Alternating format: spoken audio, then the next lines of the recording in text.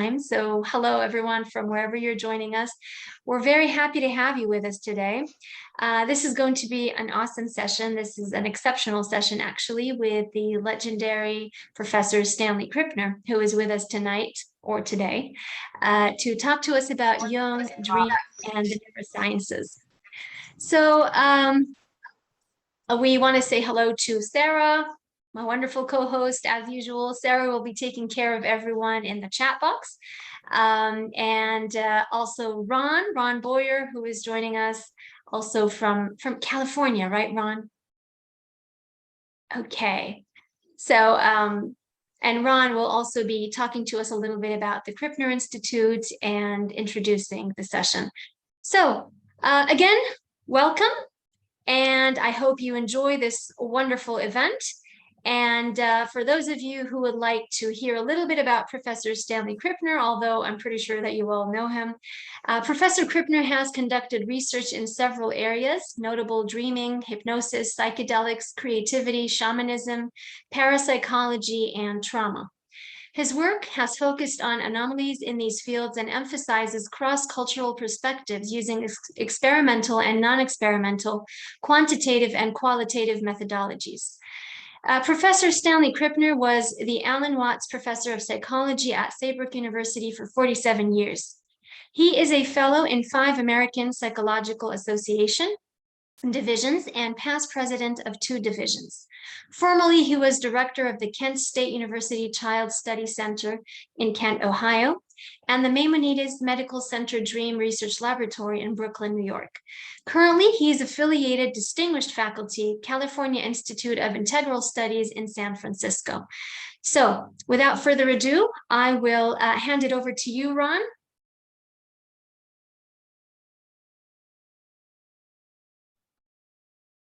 Can you hear me, Rula?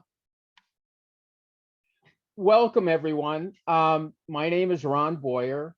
I'm honored to welcome you to this very special session of Psychreatives with a guest who has been my primary mentor, colleague, best friend, etc., for more than 45 years. Dr. Stanley Krippner. Stan is one of the last living pioneers of an entire generation of psychologists who introduced a major transformation in the field of psychology back starting in the 50s and 60s, including Rollo May, Carl Rogers, Abraham Maslow, and a group of truly iconic and influential psychologists. Today, Stanley's going to be talking about some of his favorite subjects, Jung, dreams, and the neurosciences. And after his presentation, he'll be glad to field questions in any of the subfields of his specialties that you may have an interest in. So with that, I'd like to introduce Dr. Stanley Krippner, and again, welcome to everyone. Well, thank you so much for the gracious introduction. I just hope I can live up to it. We'll find out. Thank you. So, we're going to talk today about Jung and the neurosciences. And I have to remind everybody that I am not an expert on Jung. His writings have certainly been very influential in my life. And I have read many of his articles and books. Not all of them, but who has read all of them? He was a voluminous writer. And I've always said that if he was as good a writer as Freud, or at least had as good a translator as Freud, Jungian psychology would be much more active today than it is. Not that I have any objection to Freud's fame. His work became household names, even people who had not known about him personally. Jung, that's a little more difficult. Certainly his concept of synchronicity has even gotten into the pop media, and there are any number of films and stories and literary outputs that have taken a Jungian twist. So yes, he's been very influential. I would say that he continues to be influential, and the scope of his influence, when all is said and done, in certain ways even surpasses the contributions of Freud. Now, if there are Jungian experts listening in, like Ron, for example, and if I go too far astray in terms of representing him, go ahead and let me know. If not, I think we're ready for the first slide. Let's see. This is so strange. Oh, okay. Yeah, thank you. Thank you so much. There we go. Now I think we are in business, okay? Uh-huh. All right, so folks can sort of follow along with the script. And of course, I will be interjecting other comments from time to time. But let's just go to the second slide that starts a dream. A dream, like every element in the psychic structure, is a product of the total psyche. This, of course, is Carl Gustav Jung speaking. Hence, we may expect to find in dreams everything that's ever been of significance in the life of humanity. Just as human life is not limited to this or that fundamental instinct, but builds itself up from a multiplicity of instincts, needs, desires, and physical and psychic conditions. So the dream cannot be explained by this or that element in it, however beguilingly simple such an explanation may seem to be. So let's just consider what Carl Gustav Jung is telling us. He is saying that dream life and waking life interact and blend together. He is not saying that dreams are meaningless house cleaning, like some neuroscientists are insisting.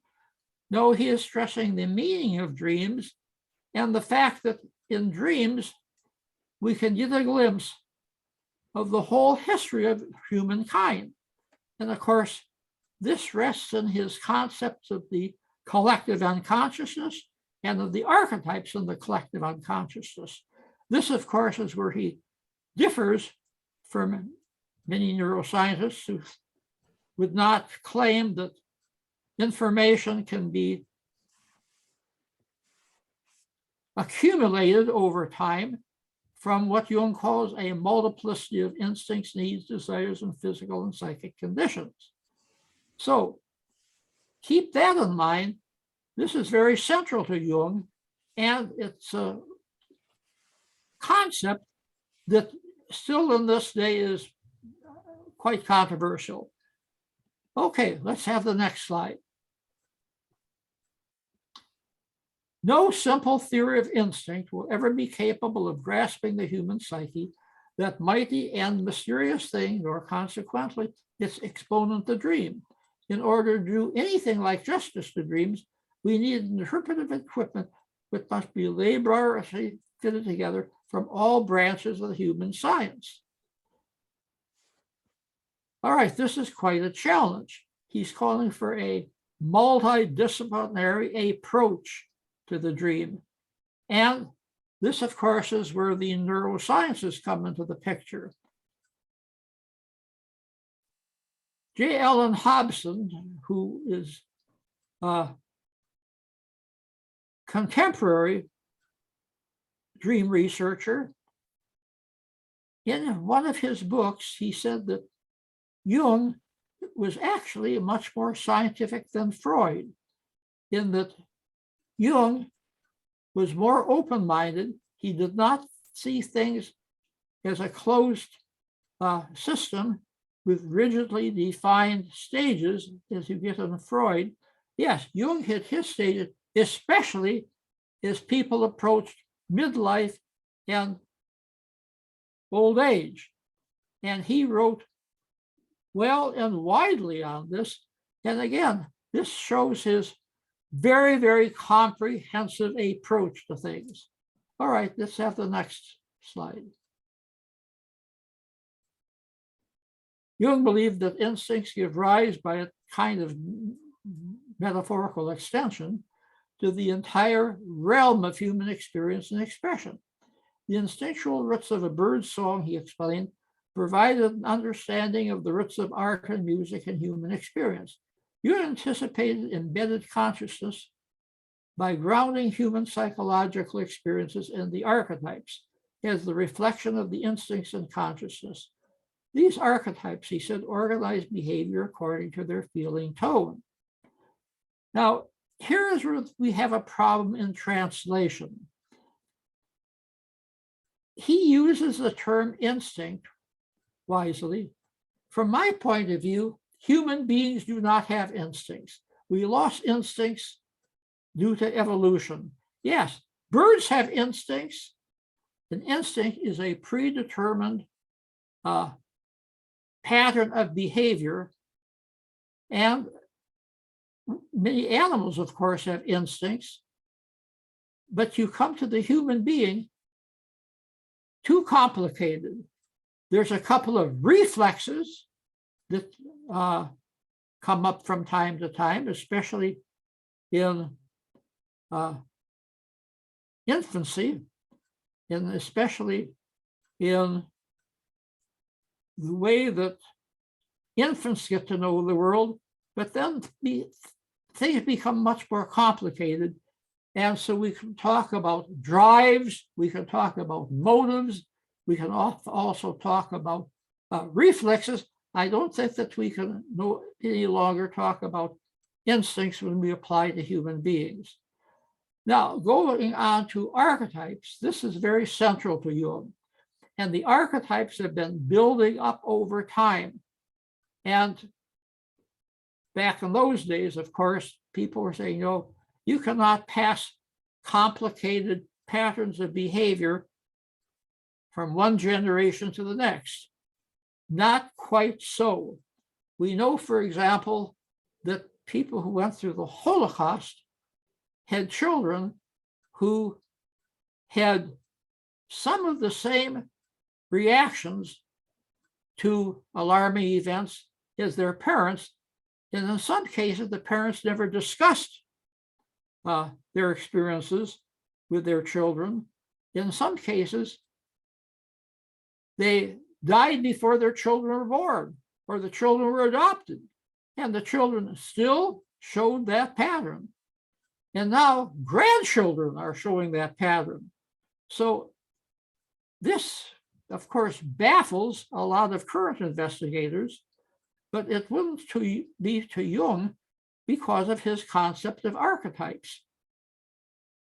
And the archetypes, of course, in terms of some Jungians, are dual in nature.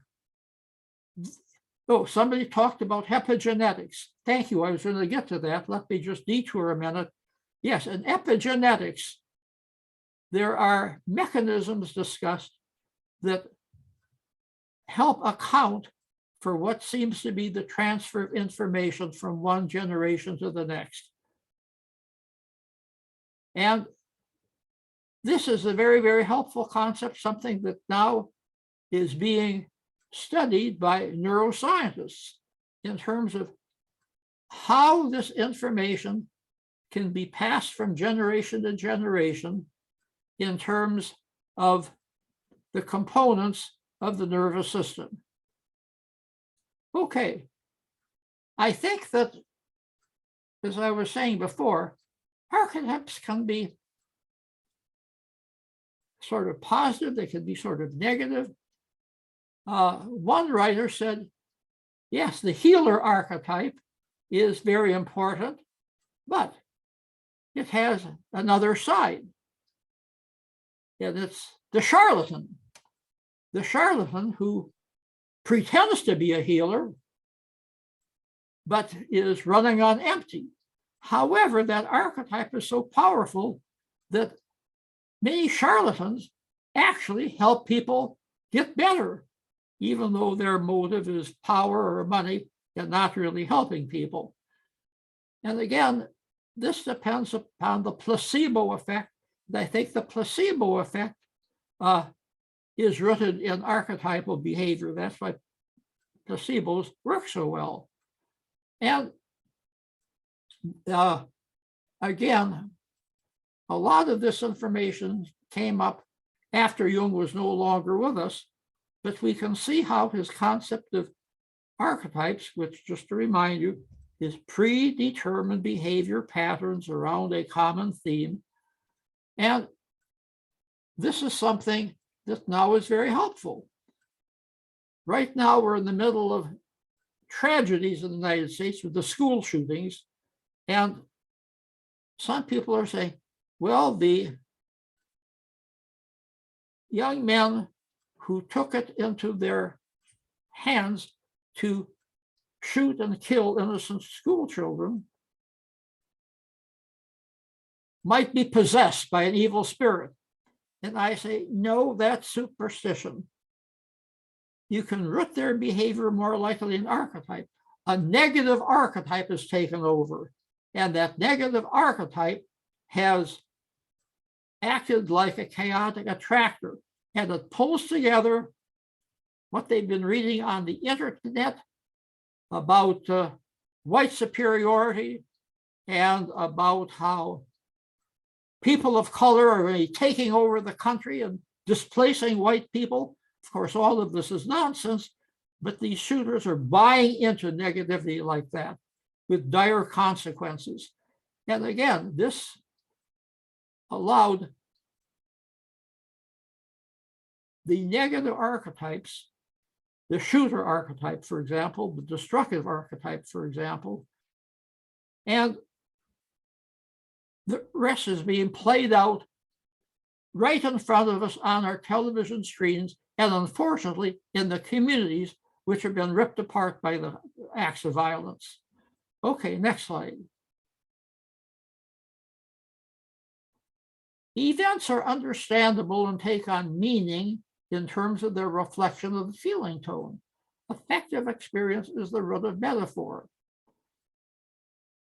Here we have a major contribution of Jung in terms of emphasizing feeling and emotion and how this really drives behavior and how this, of course, reflects the archetypal foundation of that behavior. And of course, Freud talked about emotions also, and he was more likely than not to talk about more negativity in terms of Oedipal complexes and in terms of Thanatos, the drive to destroy. So he was touching a little bit upon what Jung is talking about. And many people don't realize this, but Jung actually was emphasizing how information can be passed from one generation to another through archetypes. Freud, in some of his writings, comes very, very close to this, agreeing that the edible feelings, for example, were basic to human beings and were passed on from generation to generation. And of course, doesn't work quite that neatly. What about the societies where there is no single father figure, where people are raised communally? And so the Oedipal feelings, as far as I'm concerned, don't pass muster when you look at them from a cross-cultural point of view. But from Jung's point of view, the Oedipal complex is too limited and did not encompass what was happening in other cultures. Okay, next slide. Like Epictetus and Arcus Aurelius after him, Jung separated an event from an experience. This is a very, very important contribution from Jung. An event is an objective occurrence, while an experience is the meaning a person attributes to that event, with all of the associated emotions, symbols, and metaphors. As Epictetus wrote, it is not the events in our life that are important, it is our reaction to those events that shape our experiences and determine our course of action. I was able to take this insight from Jung and Epictetus, Marcus Aurelius, and also from Albert Ellis, who was a student of this particular phenomenon. And I applied it in my work with trauma. In the literature, you sometimes see the term a traumatic event. And I would say, no, there is no traumatic event. There's only traumatic experiences. An event is what it is. An event is an objective occurrence. Now, it can be potentially traumatizing to people, but the same horrendous event can be easily assimilated by some people. Other people, no, it cannot be easily assimilated, and that is when it becomes traumatic, and this is what we then call a traumatic experience that comes out in terms of nightmares, that comes up in terms of hostility, comes in terms of suicidal impulses. So it's traumatic experiences that we are studying, not traumatic events. Separating events from experiences is a good concept that we can follow in many aspects of life. And again, this is where Jung was on target and following in the footsteps of these other great thinkers, and also influencing people like Albert Ellis, who took the same idea in his rational emotive behavior therapy and helped people realize it's their belief about an experience, a belief about an event that needs to be challenged if they're to be helped. Okay, next slide. Okay, now we move on to the consideration of symbols. Symbols are images that have deeper meanings. A symbol is not quite the same as a metaphor. A metaphor is an activity that has deeper meanings.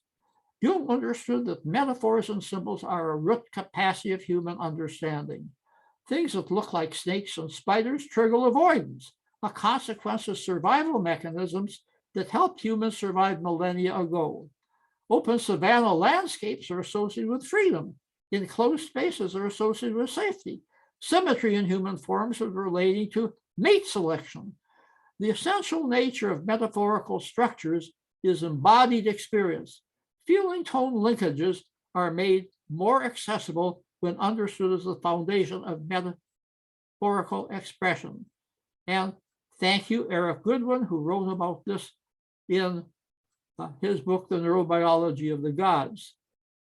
One of many people who has taken Jungian thought and has shown how it relates to the neuroscience of our day.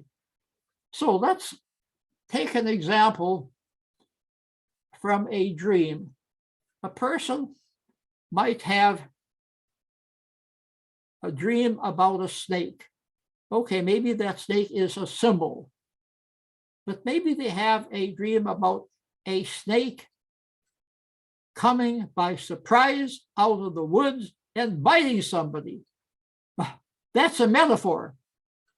That's a whole series of symbols.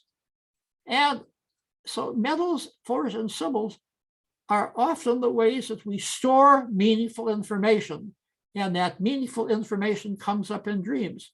Both symbols and metaphors condense experience and often relate it to archetypes. So in terms of working with dreams, Jung insisted that dreams reveal, they do not conceal. Freud, of course, said that dreams conceal because we cannot accept the horrendous aspects of our life. And here's where Adler and Jung, who differed in so many ways, were exactly the same. Dreams do not reveal, do not conceal, they reveal. And that's the passage that I think gives us a clue to Jungian dream interpretation. Looking at dreams as a type of shorthand, it's just beyond the capacity of our brain to store every little detail of our experience. It's condensed. It's condensed into symbolic form. Oh, good heavens, bring in poetry. Exactly, Hedy. Yes, this is why poetry is so effective. And this is how poetry really differs from prose. Poetry is filled with symbols and metaphors. And this is what makes poems so powerful. And this is how some psychotherapists actually use poetry in their psychotherapy. And here again, they're drawing on a lot of Jungian concepts. Okay, let's go on to the next slide. Jungian dream interpretation is reinforced by insights about memory consolidation from the neurosciences.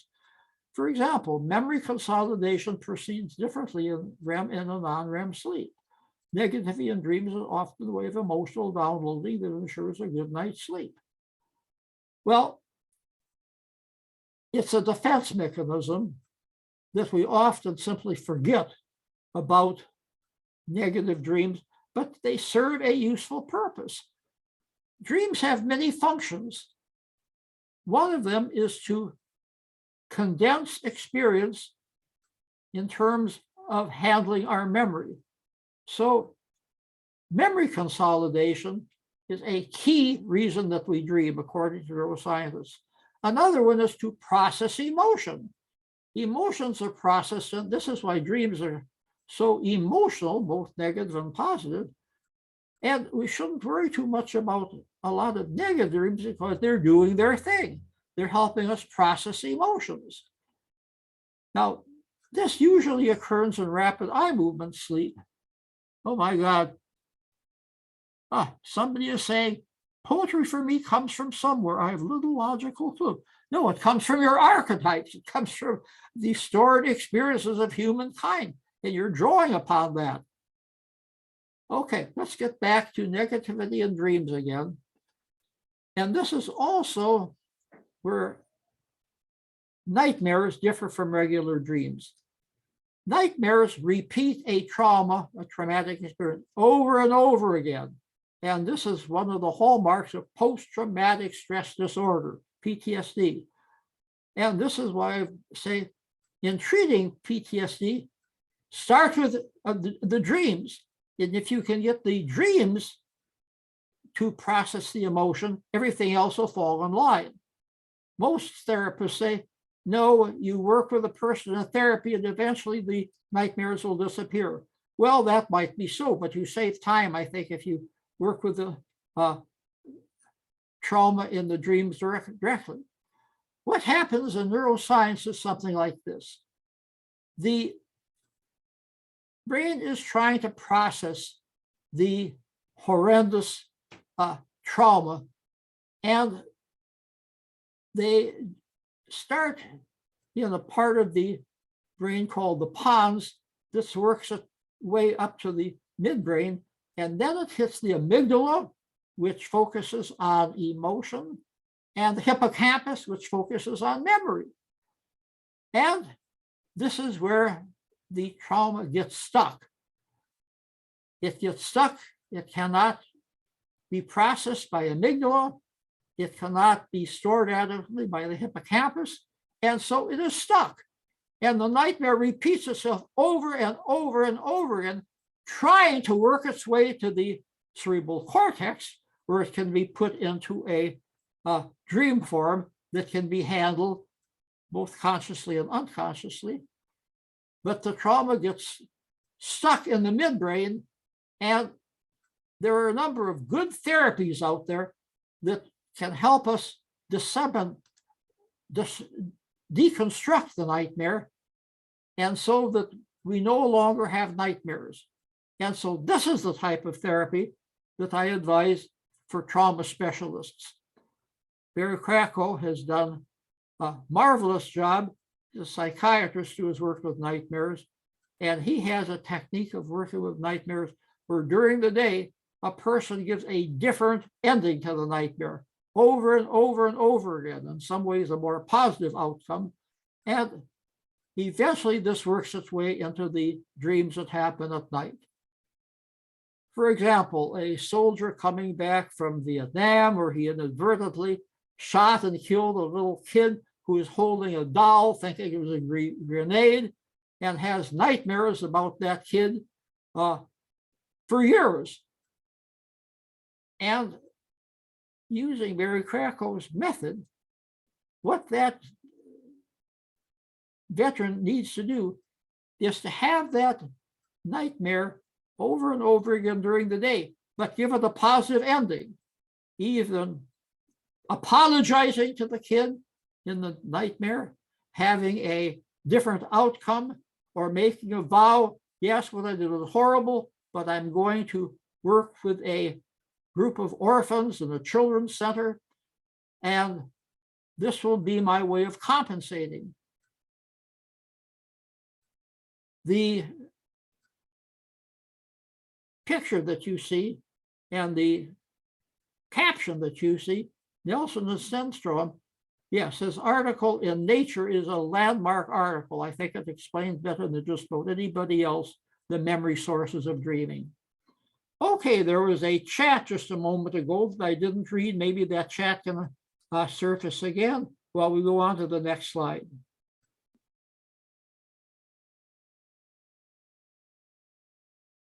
Jung's dream theory, here we have J. Allen Hobson, who I mentioned earlier. Jung's dream theory emphasizes transparency and creativity, in contrast to Freud's emphasis on obscurity and psychopathology. Freud, ostensibly the more scientific, was paradoxically the more religious, while Jung, ostensibly the more mystically religious, was the more scientific. Pragmatic and experimental, both Jung and William James refused to accept any hypothesis that was not scientifically justified.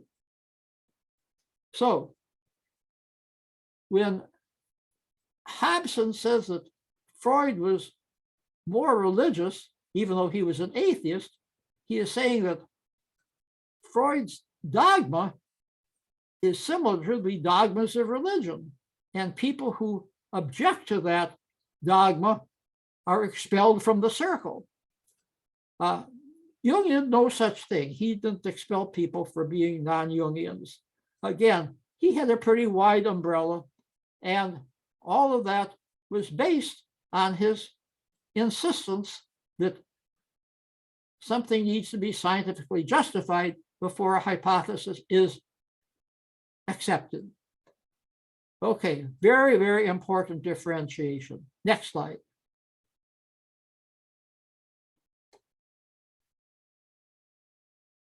Here we have Eric Goodwin again, the neurobiology of the gods, one of several people who has found neurological bases for archetypes.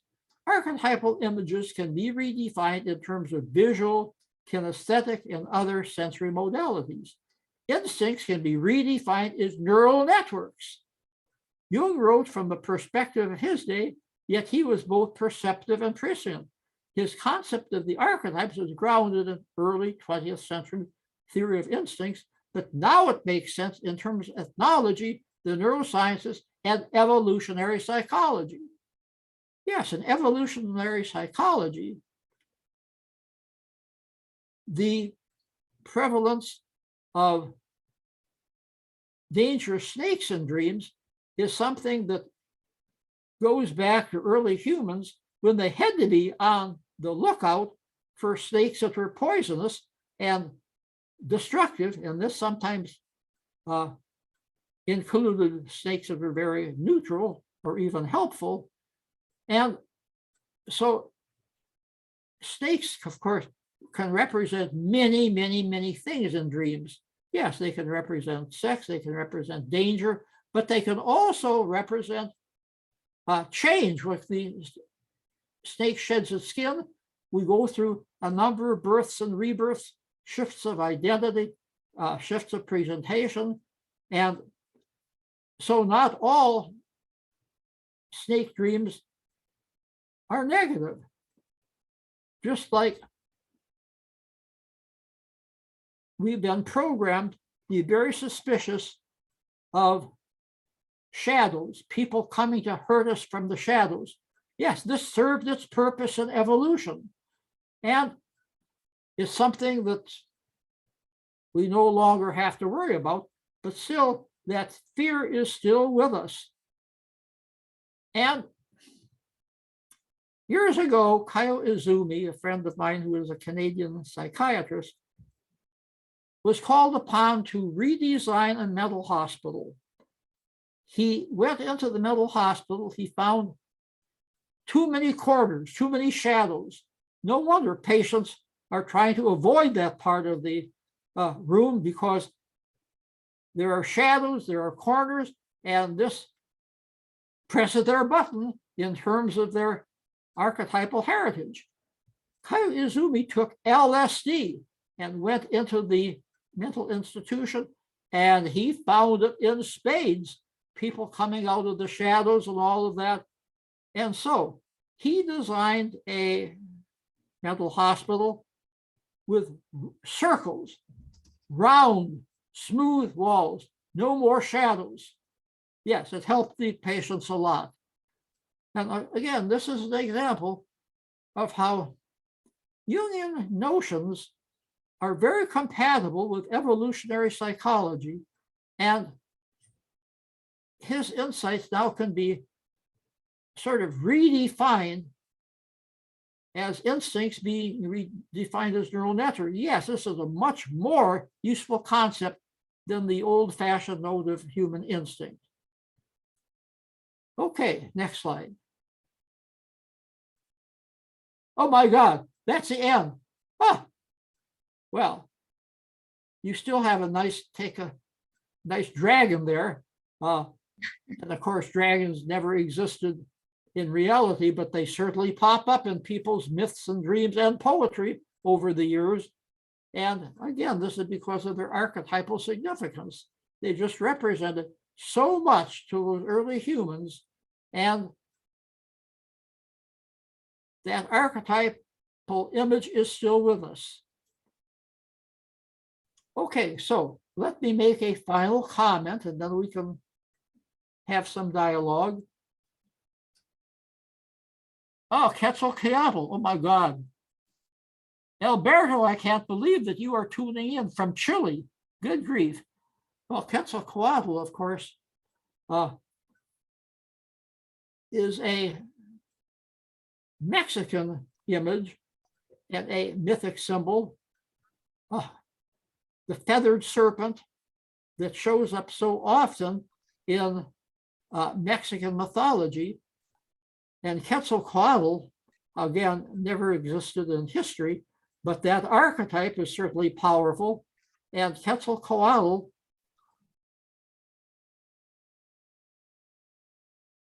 has many, many legends connected with him.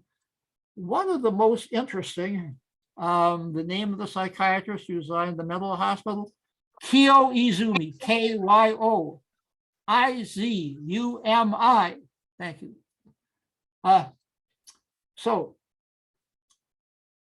Quetzalcoatl, in terms of the legend, was a very popular ruler of part of Mexico that became Aztec in years to come. And he was tempted by a seductress, and so he went off and had a romance with her, and that brought down the wrath. Again, this is very sexist, of course, but again, it's an archetype, the sinister female temptress, another archetype to deal with. So he left his country in disgrace, but he said, I will be back in X number of years, something like 200 years, 2,000 years, whatever. Anyway, according to one account, the Mexicans sent explorers to the Pacific Ocean to watch for the arrival of Kettle Koala. And believe it or not, Cortez and his ships came when a group of Aztecs were looking for Quetzalcoatl. And they, oh my God, Quetzalcoatl is here. They welcomed the Spaniards with open arms, brought them into what is now Mexico City, Teotihuacan, pardon my pronunciation. And then too late, they discovered that they had let evil and destruction into their sacred city. And of course, they paid a terrible price. Okay. Oh my God, thank you. Thank you.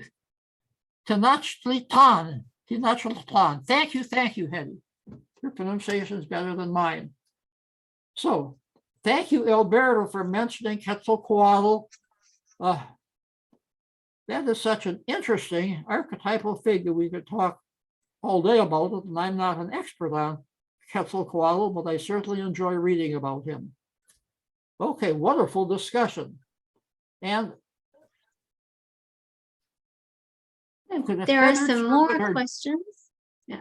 Could a feathered serpent or dragon with wings be a symbol of trans? Of course it could. This is a wonderful thing about symbols like that. Quetzalcoatl could also be an archetype of the soul and death and rebirth.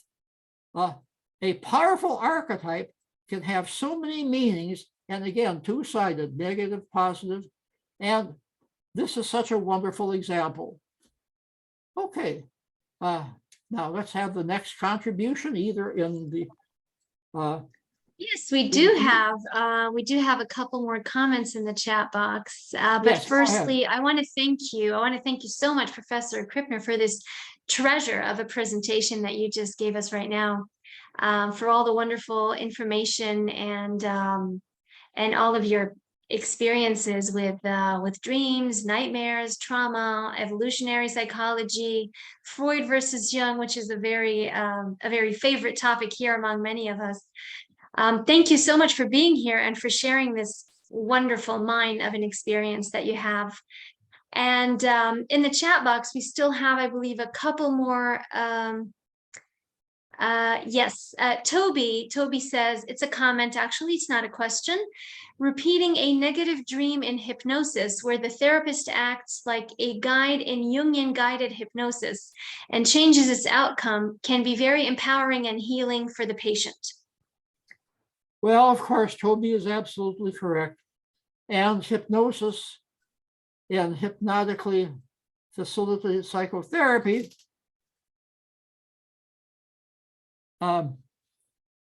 is something that's very viable.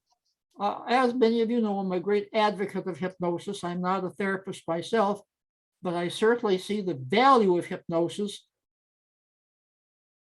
And the value of hypnosis is that you can use it to treat depression, and you don't have side effects like you do with a lot of drugs, with the exception, of course, being psilocybin, which can also be used for depression with no serious side effects. And so between hypnotically facilitated psychotherapy and psilocybin facilitated psychotherapy, we do have alternatives to all of the drugs that psychiatrists are pumping into their patients. Okay, somebody asked about complexity theory on the archetypes. Yes, absolutely. One of the great advantages of chaos theory and complexity theory is that they really tie into the whole concept of archetypes, especially when you take a look at an archetype that can be a trigger to more complicated outcomes. In chaos theory, a very small stimulus, very small event can branch out and can cause numerous repercussions. Just like a pebble dropped into a stream can cause ripples that go on indefinitely.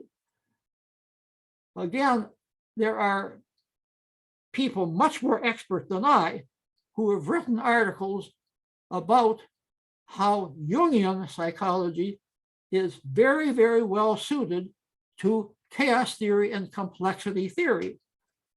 Again, I haven't heard the same thing attributed to Freud, but Jungians certainly have a field day when they explore complexity theory and chaos theory. And then, of course, there's the concept of chaotic attractors. A little chaotic attractor can bring all sorts of experiences in a unpredictable way. I think that one of the advantages of chaos theory and complexity theory is that they indicate that cause and effect are not as simple as we used to think they were.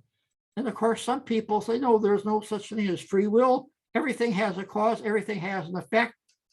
Chaos theory upsets that. In chaos theory, there is no guaranteed link between cause and effect. An incoming stimulus can unleash any number of effects, and human intervention, what you might call free will, can choose or channel one of the many, many areas that are opened up by the chaotic attractors. Okay, somebody asked a question on the use of nightmares in therapy. Well, yes, just to reiterate, there are many useful ways of handling nightmares without medication. Yes, some psychiatrists give medication, and this stops the nightmares, but also stops the more positive dreams. And so that's more trouble than it's worth. In nightmare therapy,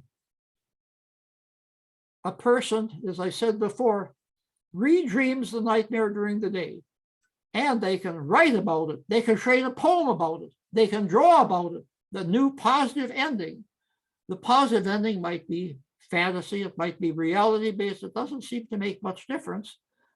And once that nightmare starts to dissipate, the day-by-day behaviors, such as anxiety, such as depression, such as social isolation, such as suicidal tendencies, will dissipate as well. Working with trauma is very, very, very difficult, as those who your psychotherapists know all too well. So trauma therapists really need all the help that they can get, and learning from Jung, learning from chaos theory, learning from Barry Krakow's redreaming technique are a few of them.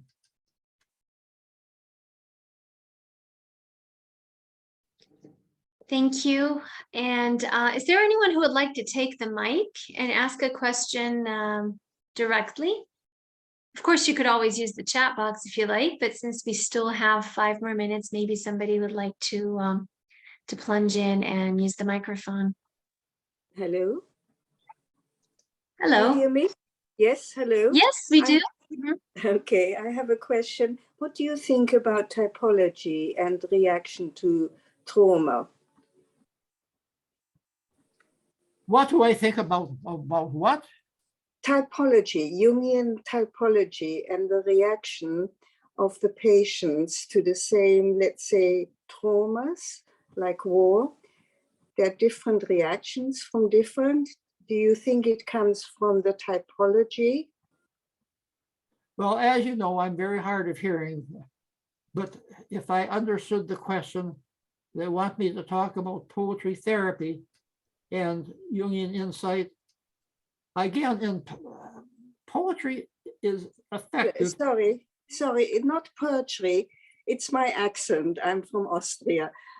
You're talking about typology? Typology, correct. Typology, okay. This is something we haven't touched upon yet.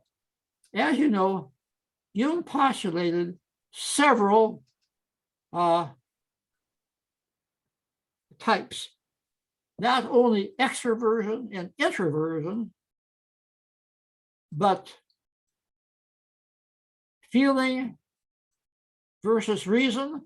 He had actually a 4-part format for classifying people, and this has been picked up upon by a number of psychometricians who advise scales to measure this. The Singer-Lugma scale being one of several. These scales have been used in research, and they seem to work fairly well, but they're complicated. People do not fit easily into those categories. And a person might be in one category for one part of their life, another category for another part of their life. And also people can switch. People can be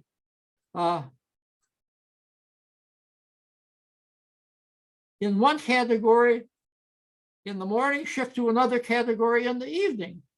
And good heavens. Okay, we have another question coming up. Let me just finish the train of thought that I'm on. Train of thought that I'm on is that Jungian typology is a little more complicated than Jung proposed, but it still is a useful way of working with people, just as long as you do not take it too literally. Now, the question is what happens in the brain as a result of redreaming the dream? Yes, exactly. No longer is that nightmare stuck in the hippocampus and the amygdala. It now can find its way to the verbal cortex, where the images are brought in to create the dream. And so what happens in the brain, I think, is key to working with nightmares. Now, can you speak to the relationship between William James and Carl Jung? I think that James and Jung were on the same page in many, many ways. William James, of course, was active as a writer and as a speaker before Freud and Jung came so heavily into the picture. But I think you can see the affinity that humanistic psychologists and transpersonal psychologists have for both Jung and for James, because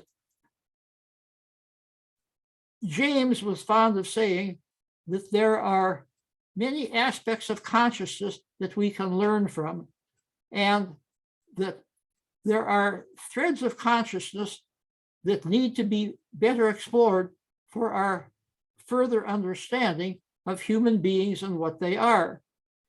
And this is, of course, is very similar to Jung's emphasis on what he called individuation, a person who grows, matures, and integrates archetypes, integrates all the different aspects of themselves into a coherent whole.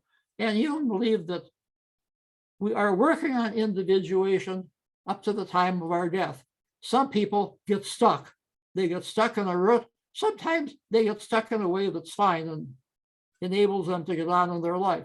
Some people get stuck and they don't go the next step to individuation. So this is,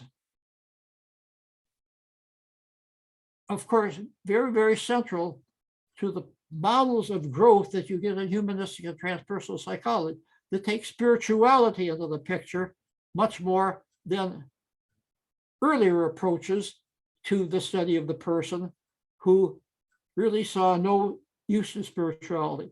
Now, of course, things are changing. The American Psychological Association has several books out by therapists showing how spirituality can be used in psychotherapy. And also, on the contrary, and here we go back to Abel Ellis, how destructive belief systems have gotten a person stuck because of the religious dogmas that they've been raised in, religious dogmas about behavior, especially sexual behavior, about prejudices against discrimination. And once we can identify those negative belief systems and deconstruct them, then we can move on. I think that Ellis's notion of self-acceptance, other acceptance, and acceptance of the world is very, very similar to what happens in individuation, where you move from accepting yourself to a broader scope, accepting others. Even if what the others are doing is destructive to you, you have to accept them. You don't have to forget them, but you have to accept what they are, know where they're coming from, and then you can deal with them, and then you can dissipate the harmful effect on you. Same thing, accept the world. Yes, we have to accept the world. Even today, with the war going on in Ukraine, with the school shootings, that's the way it is. We don't want to stop with that. We can do what we can to change things, but we have to start with accepting the realities and not just, heavens forbid, chalk it off to a predetermined form of behavior, to God taking revenge on people for their sins. No, that's very destructive. And these are negative belief systems that not only Albert Ellis, but most good psychotherapists will try to wean their patients out of. And this is a problem that Ellis found with Freudian psychotherapists. They spend too much time explaining the origins of negative behavior, not enough time in fostering new behaviors. You foster new behaviors, and then no matter what the cause of those behaviors are, they will get resolved, just like in dreams. You focus on the correction of the nightmare, and this will work its way through the dream and will enable more positive dreams, even those with a more negative tone, to work its way into the brain, change the wire in the brain, changing the behavior of the person. Yeah, brain and behavior go hand in hand as far as I'm concerned. Wow, thank you so much. And I believe we can take just one more question. And I see Ray's hand has been up for a while. So Ray, would you like to ask your question? Oh, we can't hear you, Ray. Need to unmute.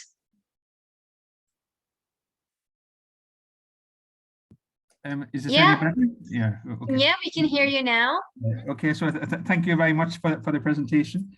Yeah, I mean, I had different thoughts actually as I had a question. You kept answering the question, yeah. So, but maybe so still one actually was in my mind is, you know, you think about your interest between Jungian and psychology and neuroscience. So I just want what you think of Panksepp. So do you think that there's you can map? Panksepp talks about the different, you know, the different well, I don't know, maybe drives or different instincts, you know, like play and care and so on. So I'm just wondering what you think, how that maps onto archetypes.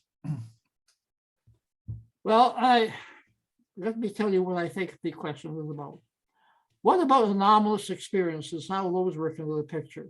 Actually, Freud and Jung were both interested in anomalous experiences, such as telepathy. Freud actually wrote a monograph about telepathy and dreams. And William James, of course, was interested in anomalous experiences, especially those of what today we call parapsychology. Yes, this is an important aspect of Jungian psychology, but also Freud, as I say, was interested in terms of this also. And anomalous experiences are often dismissed as delusions or negativity or fantasy by a lot of mainstream psychotherapists. No, not Jungians, not humanistic or transpersonal psychologists. What we call paranormal is actually very normal. It's the way things are. And rather than dismiss these in therapy, you can use these in psychotherapy. Okay, if that doesn't answer your question, just rephrase the question again. Yeah. Sorry, my pronunciation. No, I was asking the neurobiologist scientist at Panksepp, P-A-N-K-SEP, S-E-P-P. I'll put it. No, I'm trying to read your lips, but your lips are being covered up by the screen. So okay, so I heard the word neurobiology. Yeah. Go okay. on from there. And well, there's a neurobiologist called Panksepp. Panksepp. Can you spell his name? Yeah, I'm trying to look for the chat box. I can't find the chat. Yeah, it's okay. I can type it. No problem. Oh, okay. Just, Okay. yeah. Can you It's rephrase P-A? that? Yeah.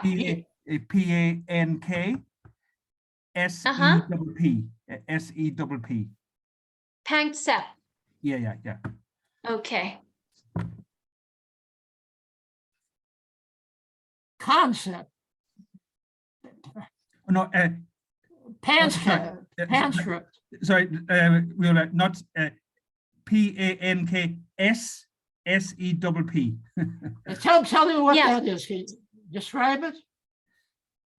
No, well, it was Pansett was a neurobiologist. He talked about the different, that human nature is kind of driven by different, he talked about the care system. He talked about playing.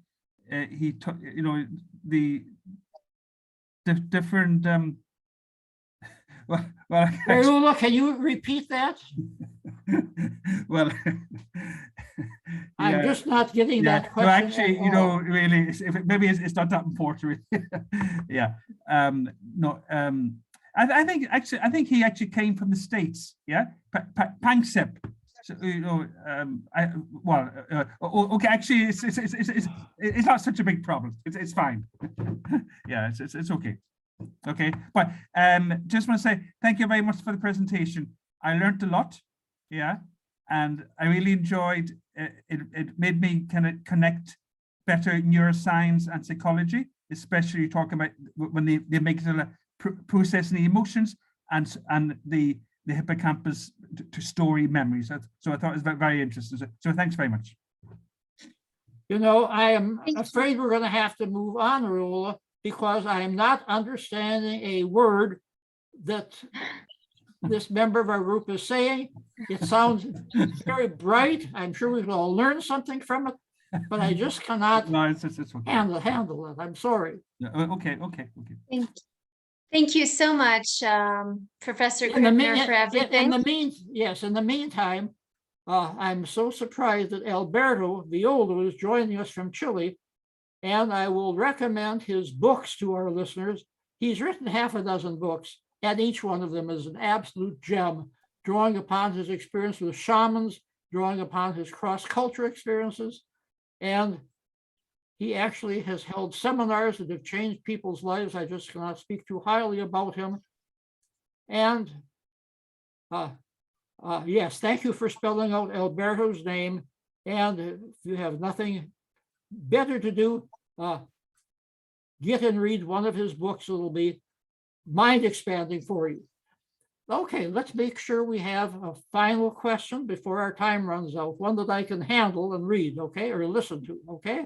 Okay, I guess there's one in the chat box, actually. Yeah, Ron, I believe you answered Ron's question. Perry Shaban asks, what does rewriting the dream do to the brain in terms of neuroscience? That one I heard, and I'll just repeat. Okay.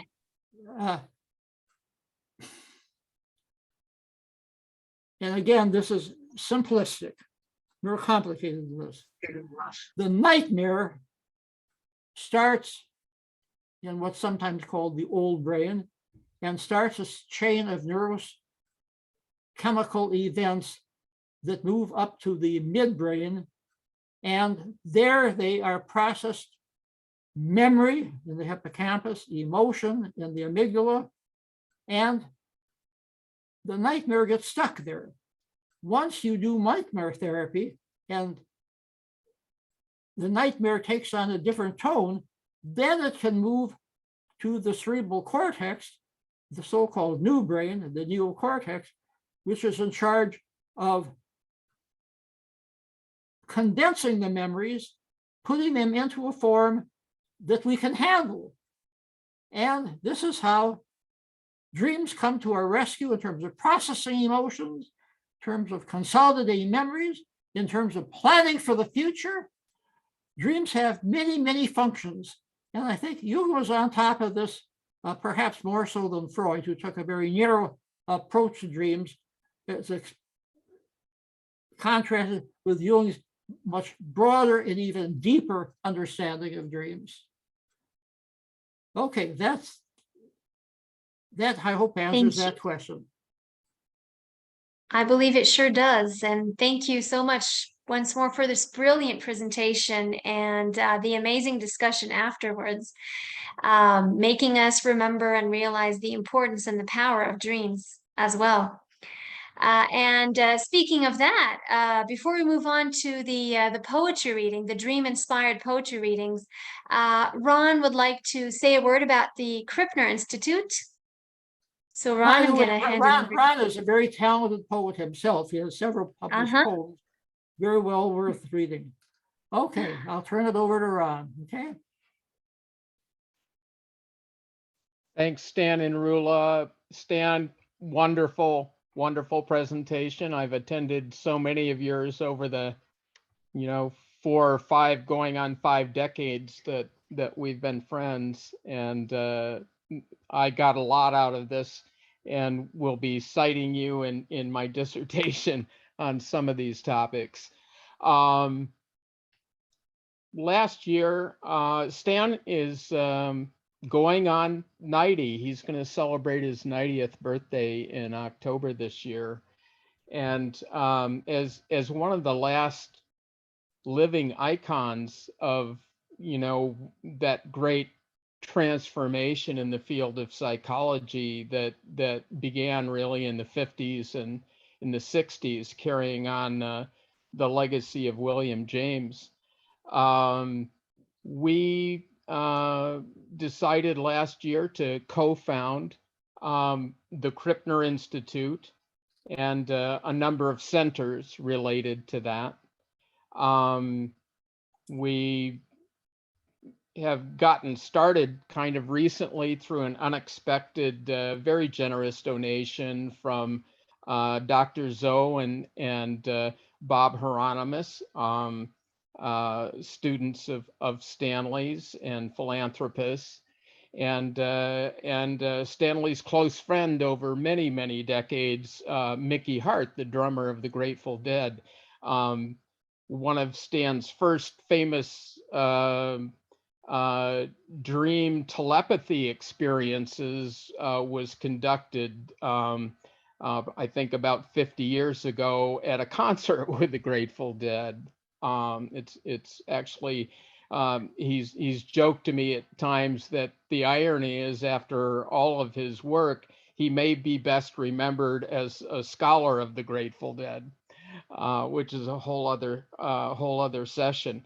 But anyway, we have founded the Krippner Institute as a way of continuing Stan's work and legacy when he's no longer here with us, and as a broader legacy of the many pioneers who he worked with in the early days to create this important transformative movement in psychology.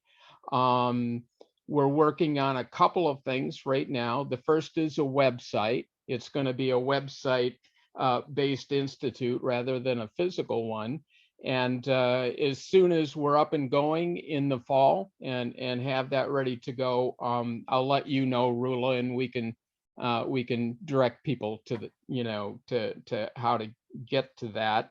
The other exciting thing that we're doing right now is Stan and I and our colleague Jürgen Kramer are putting together the first course of its kind on the study of shamanism and indigenous religion in cooperation with the Graduate Theological Union in Berkeley. And we'll be presenting that to students at the GTU in the fall. Its importance, in my view, is that shamanism and indigenous religions with a capital I have been, largely neglected within academia and within interfaith academic circles. GTU is the largest interfaith academic community in the United States, and the diploma factory for Harvard Divinity School, etc. And they don't have anything to represent the proto-religions, but all of the other faiths are involved. So this is an effort to create a platform for the first time within academia for the primordial religions. Our dear friend Alberto Vialdo, who showed up today, is on our board of directors. And hey, Alberto, great to see you here. It's a real honor to have him here, by the way. He's a world teacher with, I believe, millions of followers, and a great academic as well. And also I wanted to give a shout out to our friend Toby Zausner, who is here, and also great to see you, Susan Rowland. With that, I'll turn it back to you. Thank you so much for this information, Ron. It all sounds so fascinating. And thank you everyone for being here. Alberto, it's an honor to have you with us. Susan, of course, we're very happy to have you with us. It's a great honor as well. And everyone else. Ron, thank you for actually suggesting this entire session. And I mean, there's just so much to talk about. I know that the discussions could go on and on and on, especially now that you also mentioned the telepathy experiment. I mean, that could be a whole other session on its own. And Professor Krippner, what I really loved is how you said towards the end that how the paranormal is actually something normal. It's just the way things are, but how it's not really regarded as normal. So maybe we could have a session on that too at some point, because we also know that Jung was, that's one of the main points of argument between him and Freud as well. So maybe we can make the Jung connection at some point in the future, and again have a wonderful discussion dedicated to that. So thank you all so much for being here, and we will be starting our dream-inspired poetry readings right now. So I'm going to hand it over to you now, Sarah. Okay.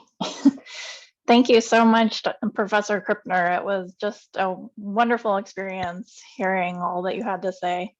So we want to give you a big round of applause. Oh my, thank you, thank you. Thank you so much. One of the things that I love about Psychreative is that we have these incredible long form presentations at the beginning, and then we wrap it up with really creative and beautiful presentations in the shorter form from our Psychreative community. So we're going to start our dream poetry reading today, this afternoon, wherever you are, with Chun Yu. Thank you for being here, Chun. I know it's very late where you are, so we're glad you can be here. Thank you, Sarah. It's 2:20 in the morning here in China, in Nanjing, but I'm so glad to be here. Thank you so much, Dr. Krippner, and it's really amazing to hear you. Even it's over Zoom. I'm so glad you can cross the ocean. I can do this, And congratulations to you and also Ron for the Krippner Institute. And Ron has been telling me about it all the way along. I'm just so excited. It's going to start. And thank you, Rolla and Sarah, for inviting me to be here. So I know I have a few minutes to read a few poems. So the first poem is called The Dream Pen, like the pen that you write. So it's published on Deluge as a bilingual poem. So for all of my poems, I have both Chinese and English versions. I might write it in Chinese first or English first, and I always translate it to the other language. So this is the Dream Pen is about a dream I had when I was 12 years old, and I did not understand what it meant. Only later it shows the future. Actually, it made total sense to me. The Dream Pen. Since I was a child, I often dreamed about chaos of war, always running in a wheat field or crouching between dense stalks to hide from pursuing enemies. At first, the wheat protected me with their gentle green shades, where I even played, lost in fleeting moments of fun and joy. But I grow taller and taller, or perhaps the wheat even grows shorter. Suddenly, one day, they fell to my ankle's height, no longer covering me even when I crawled. With no other choice, I rose from the fallen wheat, raised the gun in my hand, faced the enemies in pursuit, and aimed. But the gun silently turned into a pen, still held in my hand, keeping archenemies at bay. And I will skip the Chinese version for this one because of time. So next poem I'm going to read is called Poetry. And because we also today we talk so much of the therapeutic power of poetry, and I want to give you this poem. And this poem was published by the Orion magazine, which is regarded as one of the best environmental magazine in the world. And they published last year as their fall broadside, and both in English and Chinese. It was a detachable broadside inside the magazine. So poetry, I will do both English and Chinese. Poetry.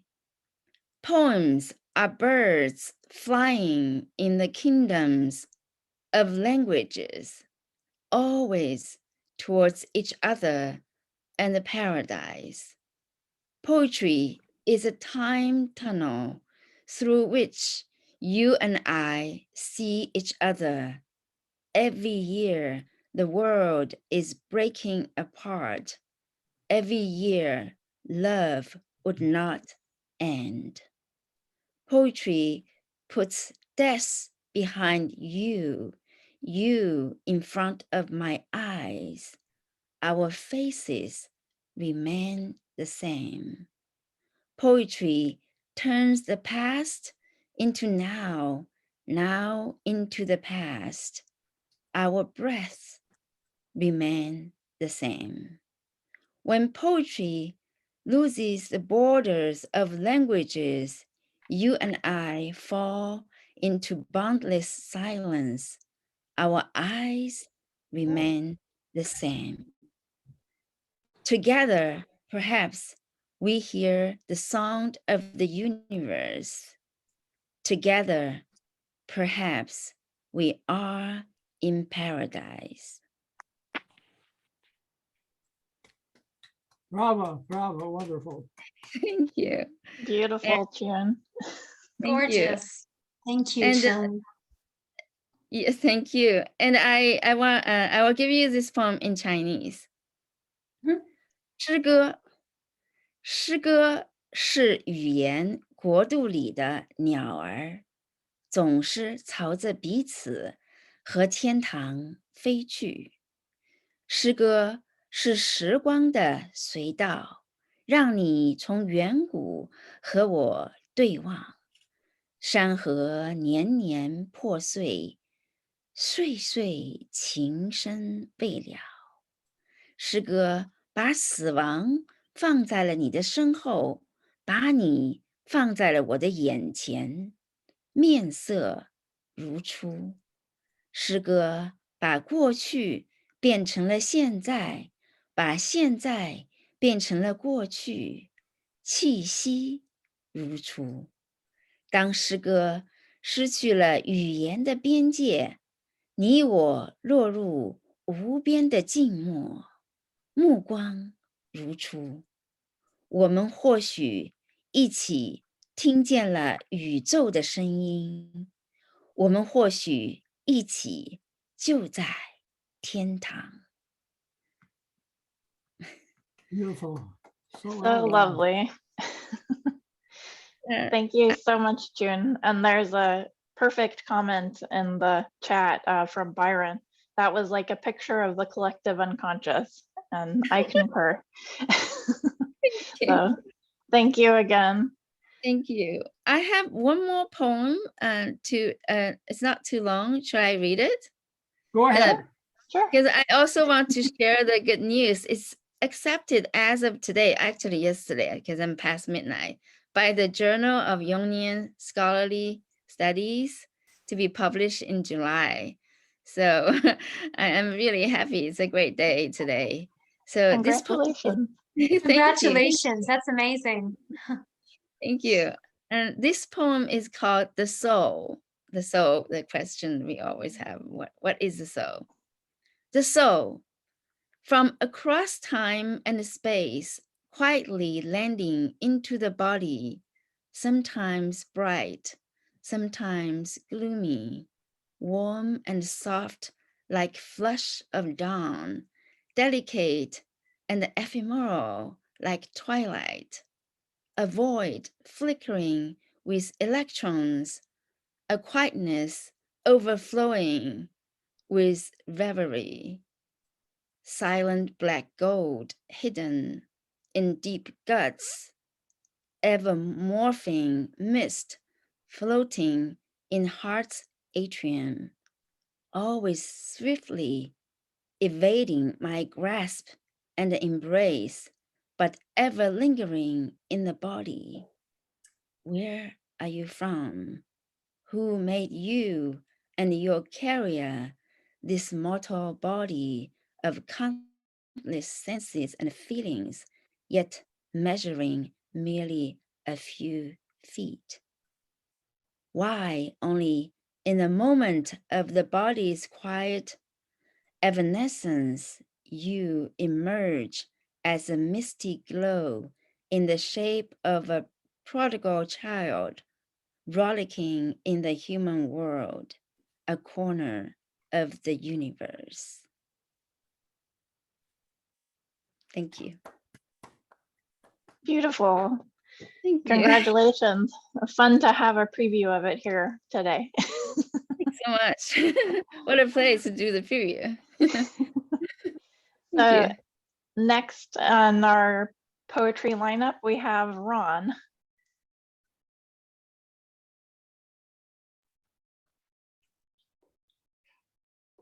Thank you, Sarah.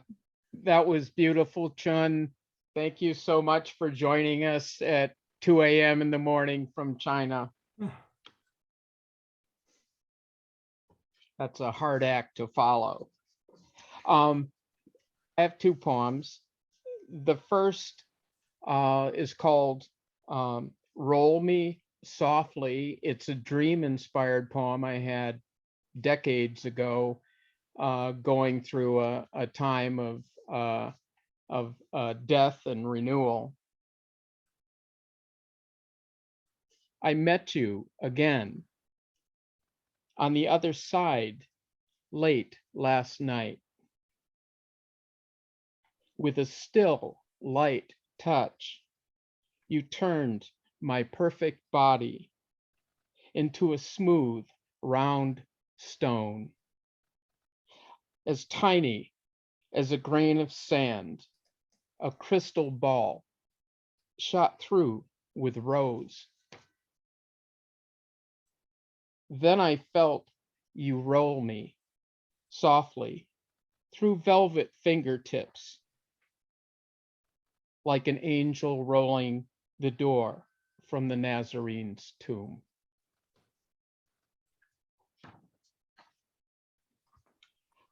My second poem is not mine. I'm sharing a poem written very recently by Amanda Gorman, our US National Youth Poet Laureate, who I'm sure some of you have encountered her amazing work. And Stan, thanks for bringing up the collective trauma we're all going through with the 19 shooting victims, including a bunch of 10-year-old children in Texas. This was Miss Gorman's at least first initial reaction as a poet to begin to contribute to the national healing. In our latest national shame, schools scared to death. The truth is, one education under desks, stooped low from bullets that plunge when we ask, where are our children? Where our children shall live, and how, and if. Thanks for the opportunity to read. Thank you, Ron. Thank you. Thank you Ron. for sharing your words and such a beautiful commentary on the tragic place that we are right now as a country. But it is lovely. Her words are a beautiful start to the healing. So thank you. Next we have Hedy Habra. Hi, everyone. Thank you for this wonderful presentation, Dr. Stanley. And I will be reading a few poems inspired by recurrent dreams and filled with symbols and metaphors, as we mentioned earlier. I chose 3 short prose poems from my book, Under Brushstrokes. And the first poem I'll read is titled Nocturne. While all passengers are asleep, I stay up late, bent over my desk, until rising from the next door cabin, the woman's voice begins to lull her child to sleep.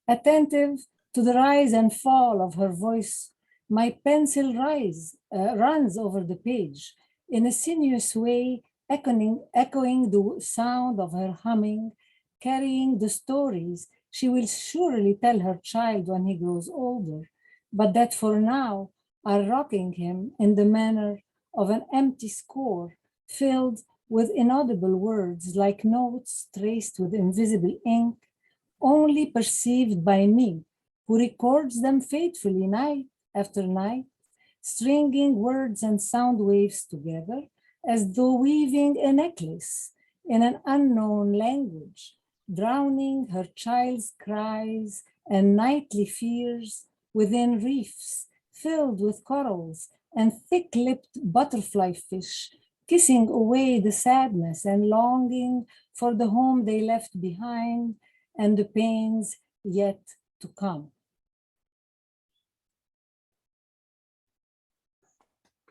Very nice. Thank you. The second poem is named The Memory of Unspoken Words. She has landed on the deck of an abandoned wreck, fails to remember how she swallowed the fiery ball that pulled her like a tidal wave into the stillness of a metallic sky steeped in lavender, where angry clouds hover around the drowning sun suffused with coral.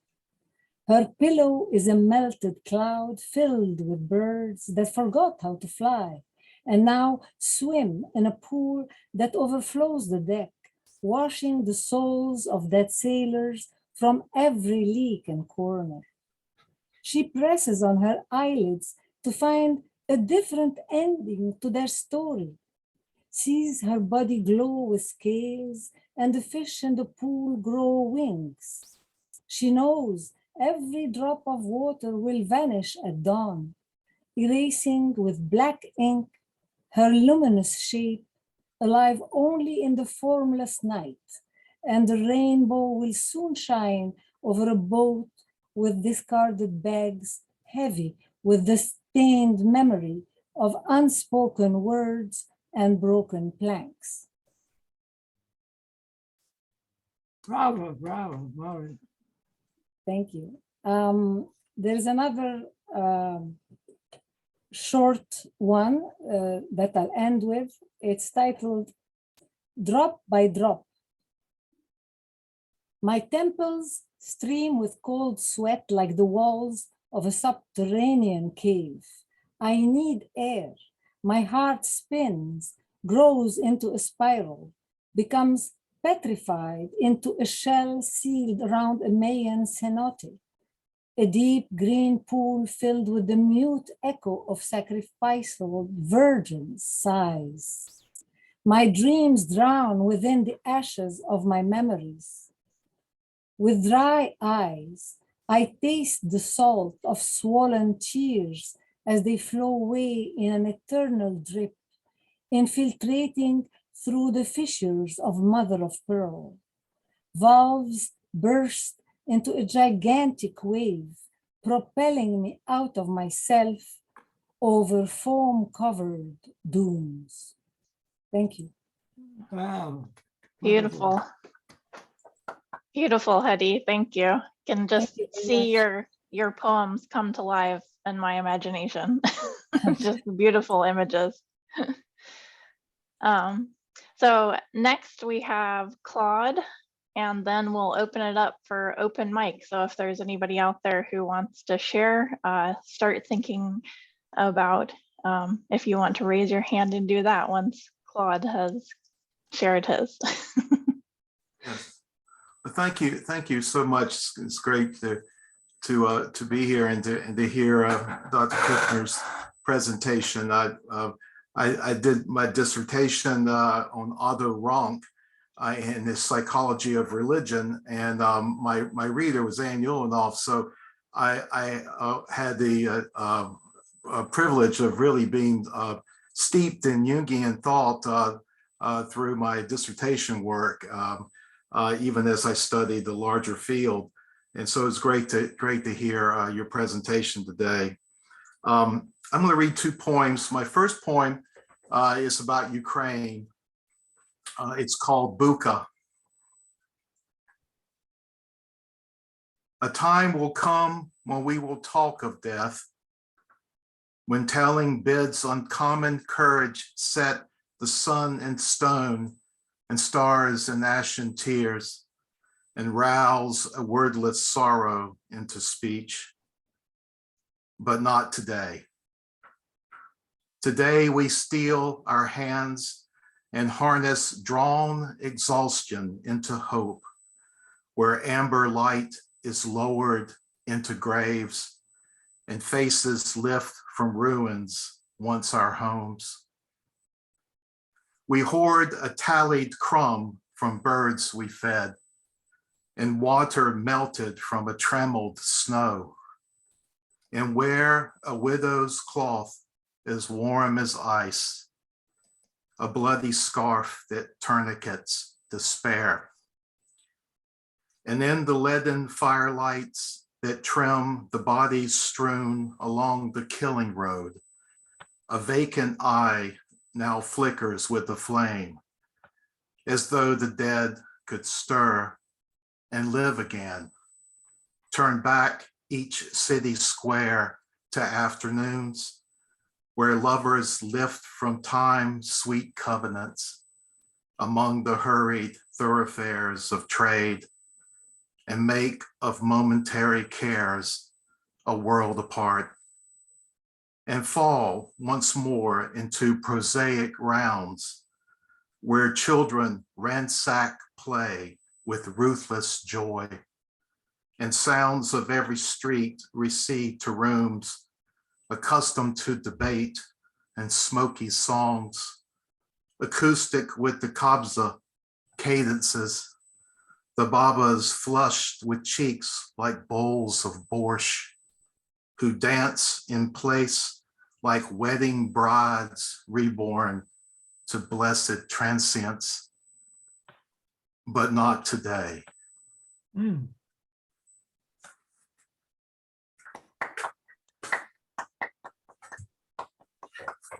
And the second poem is a poem really, I started to title it Autocrats. It was kind of frustrations about the proliferation of autocrats in the world today. And so the name of the poem is called Despot. Since first I thumbed the dime store daily news, displaced among the Marvel comics rack, and reeled a Nickelodeon of crimes into my 10-year-old imagined world, I've known the coiffed rapscallions in suits, the boorish killers crowned in euchred couth, who plunder history by sleight of lands, with mongoose red stone stairs that lean to strike a snaky soullessness inside the eyes and leak a pale faience of bloodless shine. Crew-cut cowboy in my duster coat, my dreams of fabled villains, dartled scenes of Argus-eyed monstrosities condemned to meet their match when heroes donned their masks. In time, all would be saved in the nick of time, and wrongs would be redeemed, set right, with emblemed virtues lazed in lettered fame. Now villainy is valorized as flare on little lamps of iPhone cyber fares, and murder digitized and neatly screened with memes of stale derivatives that jade the least aggrieved with new conspiracies, to fan a spark of misinformed appeal and faddish names commuted to marquees, retraced upon a pentimento con, inverted meanings messaged like a code. MAGA means crow, Z means genocide, July 4th means January 6th, pro-life means death and patriarchal choice, school means debt, health means managed care, diversity means white, class duress, Jesus means prophet, church means state. The final cry of Christ becomes a trope that's practiced for a slick promotional, and truth becomes the liar's alibi, and freedom an apartheid Sunday school, and justice turns to vigilante laws that slake the few, incarcerate the mind, immerse creative dissonance with grift. The edge of change is serpentine for miles. The carnage yet to come is sown with salt. The tyrant maunders with a charnel grin. He waves to passers-by. He walks the dog. He tells his children to be home by 10. Bravo. Wonderful.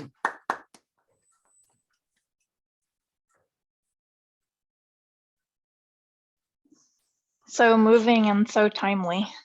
Thank you so much, Claude. So we're going to open it up for open mic. Does anybody want to raise their physical or digital hand and share a poem or two? Ali, I see your hand is up.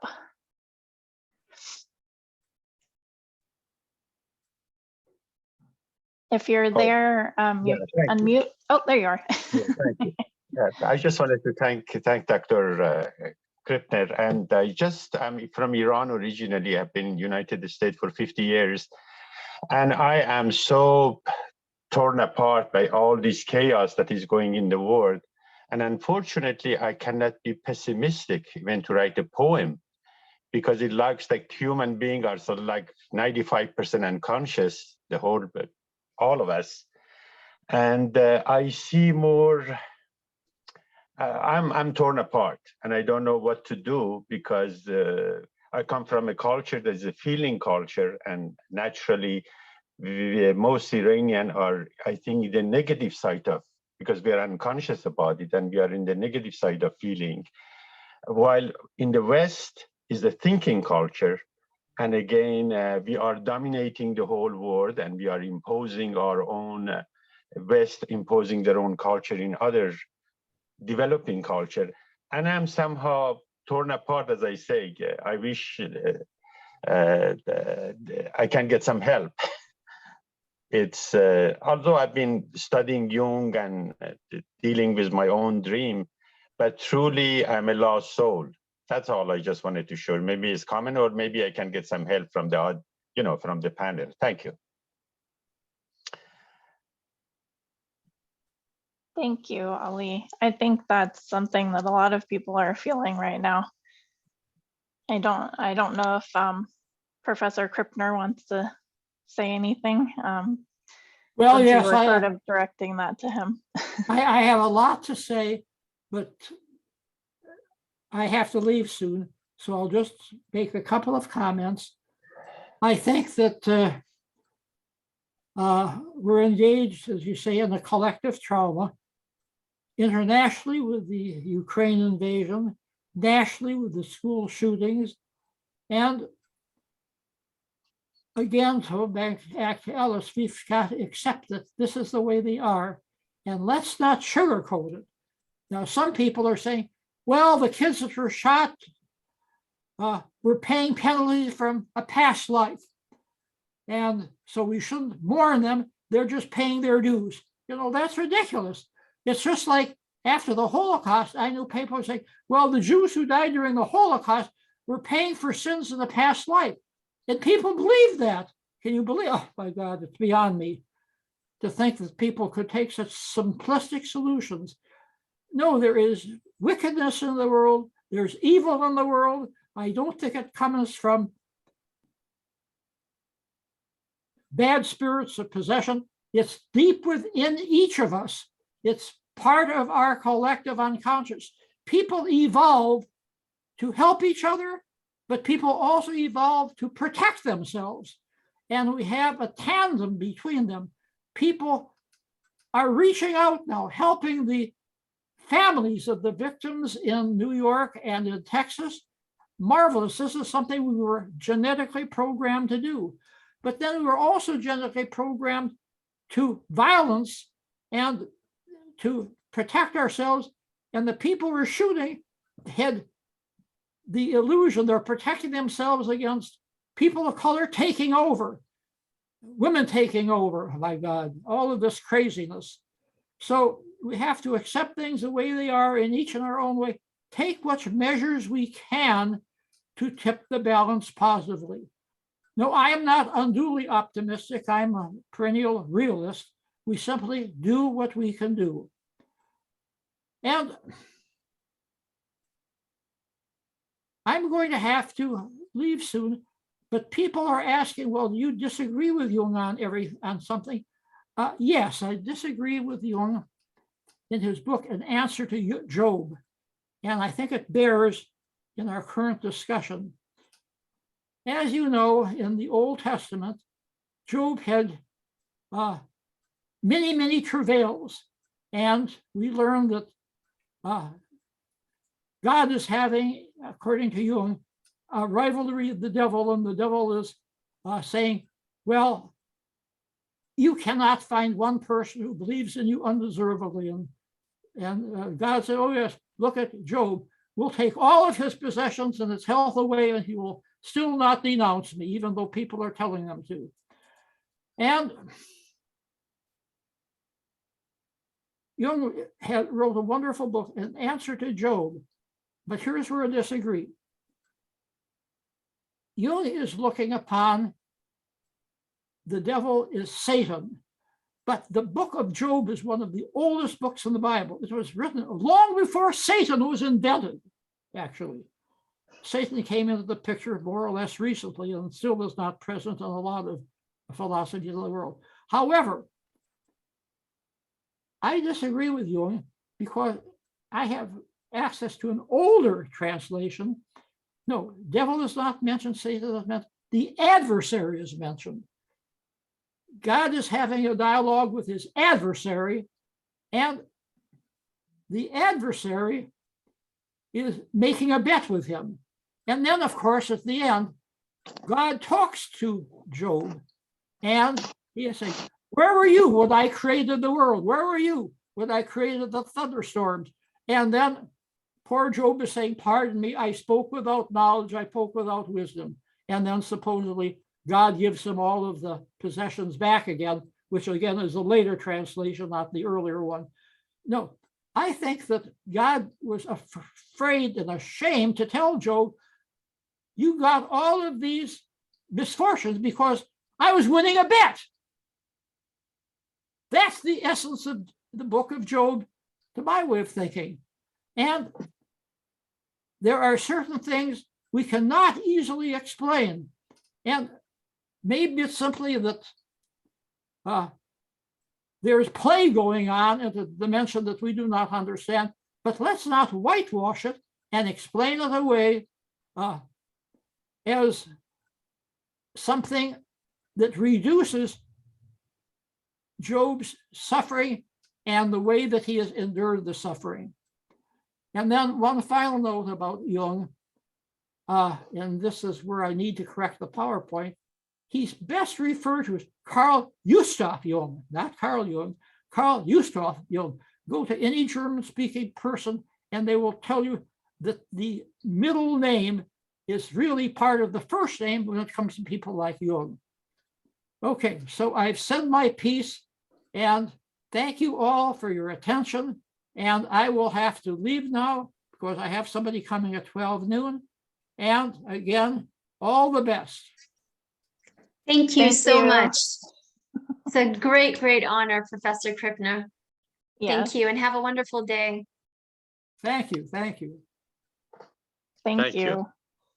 And thank you, Ali, for that discussion and for expressing how you're feeling right now. I do think it's so many people are in that tension of these opposites. Perhaps we have to use our anger against God to do something positive in the world. Thank you. Thank you. So we just have a very short 5 minutes left. I don't know if we have one person who wants to share a poem to close us out. Franco, wonderful. Yes, I'll share a short one. Lower the hand. It's called Summer Corn, and this is actually a dream. I tend to have these very vivid hypnopompic images, very still, but extremely vivid. And it's called Summer Corn. Late one summer's afternoon, as dust dances to the music of fading light. A corner field so near her bountiful offer, the memory from before, as the soil calls me home. Quietly waiting, the locust rests in the silence of the shade. That's it. Thank you. What a lovely, serene image to close up our time together. Thank you. Right, Rula, do you have any more housekeeping before we go? Oh, I want to thank everyone who contributed to this incredible session. It was fantastic. The poetry was wonderful. Professor Krippner was just phenomenal. And Ron, thank you so much for all the information that you gave us about the Krippner Institute. And we will certainly have something, some collaboration in the future and another session like this one. And of course, thank you for the wonderful poetry as well. So this will be the last Psychreative session for now. June and July, we will be on a little Psychreative break, not because, last summer we did have some Psychreative sessions as well, but this year I'm going to be very busy because I'm relocating with my family, and moving takes time, and I really don't know how my schedule will be, but we will be back in August, hopefully by end of August, for another wonderful session. And please stay in touch. Everyone stay in touch through following us on social media, indelible social media, on Twitter, on Instagram, on Facebook. And we also have a Psychreative page on Facebook. And we also have our Psychreative YouTube channel. So please subscribe if you haven't yet. It's free. It's completely free. And it gives you access to all of our recorded sessions, basically all the sessions. We also have an Indelible Evenings YouTube channel as well. So if you would like to also take a look at some of the other literary themed sessions that we have there, then please feel free to do so. There's lots of arts-based research going on, lots of incredible and amazing people who are sharing their work. And yeah, so it's just great having everyone here. I will miss you for the next 2 months, but please do stay in touch. We all have our Facebook accounts, Instagram accounts, and we will keep each other in the loop of things. So have a wonderful day and have a wonderful evening. And looking forward to meeting you all again in August. Thank you, Sarah. Thank you, Ron. Thank you to all the wonderful poets and attendees. So have a good one. Thank you, everyone. Thanks, Rula. Thanks, Sarah. Thanks, Ruth. Sarah. Thanks, everyone who can attend, and see you guys down the road. See you all. Bye-bye. Ciao. Bye.